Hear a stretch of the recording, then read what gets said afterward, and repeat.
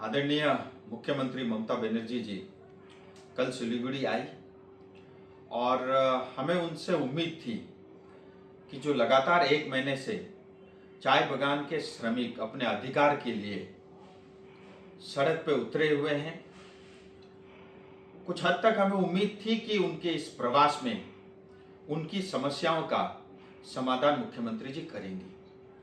परंतु जाते जाते आज बागडोगरा एयरपोर्ट से मुख्यमंत्री ममता बनर्जी ने बहुत ही आपत्तिजनक टिप्पणी की, जिसका हमें दुख है, हमें खेद है। दीदी ने कहा कि वो किसी तरह का बंद का समर्थन नहीं करती, हम भी नहीं करते। कौन चाहता है बंद हो? कौन चाहता है हमारा खुद का अपना नुकसान हो? लेकिन आज ये जो स्थिति पैदा हुई है दीदी, मैं आपको बताना चाहता हूँ, आपके सरकार के कारण, आपके लेबर डिपार्टमेंट के कारण और आपके कारण ये स्थिति पैदा हुई है।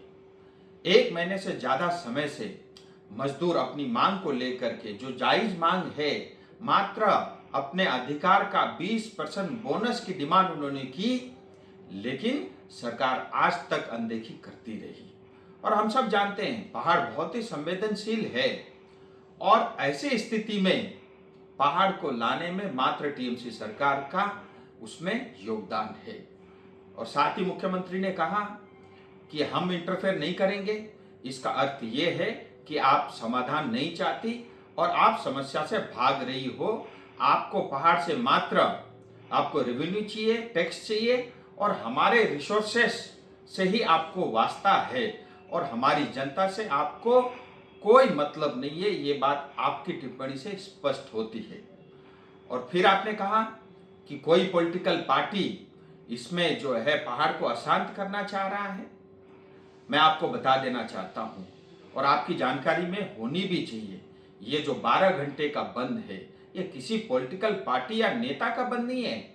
ये चाय बागान में काम करने वाले श्रमिक, जिसमें ज्यादातर हमारी माताएं हैं, ये बंद उनके द्वारा कॉल किया गया है। साथ ही मैं मुख्यमंत्री जी को यह भी बताना चाहता हूं, ये परिस्थिति से बचा जा सकता था अगर आप श्रम कानून जो भारत के संसद भवन में पारित हुआ, अगर आप उसको पश्चिम बंगाल में लागू करती।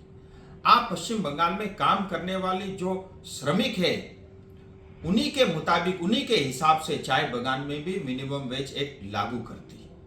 और साथ ही चाय बागान में रहने वाले जनता का जो पर्जा पट्टा है, जो आपने हमसे छीन रखा है, अगर आप वो लौटा देती, शायद आज ये परिस्थिति ना आती। और मैं आपको ये भी कहना चाहते हूं, मुख्यमंत्री जी, आप और टीएमसी इस बंद का या चाय बागान के श्रमिकों का साथ दो या न दो, हम सब और पूरी पहाड़, दार्जिलिंग, तराई, डुवर्स की जनता चाय बागान के श्रमिकों के साथ खड़ी है।